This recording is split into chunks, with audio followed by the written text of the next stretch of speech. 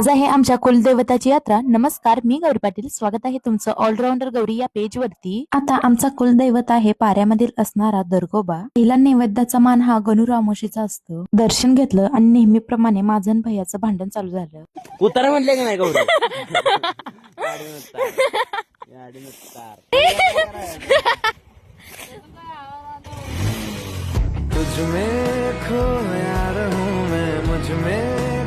यानंतर आम्ही पारेला जायला निघालो. जात असताना गोटेवाडी, हतनूर, धामणी, पाडी पार करत आम्ही पोहोचलो पाऱ्यामध्ये. जात असताना स्कार्फची अवस्था माझी अशी झालेली होती. आता हवाई जहाजमध्ये बसली म्हटल्यानंतर असंच होणार. पहिला नैवेद्याचा मान हा पुंदीकरांचा असतो. दिवे लावून झाल्यानंतर सर्वांनी आशीर्वाद घेतले. आता हा नैवेद्य ढोल ताशाच्या गजरात सर्व देवांना दाखवला जातो.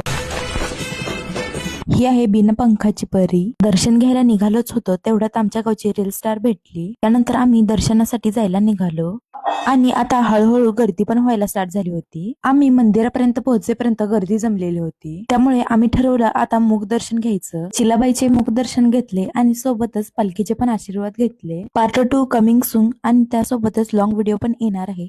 त्याच्या आधी फॉलो आणि सबस्क्राईब करायला विसरू नका.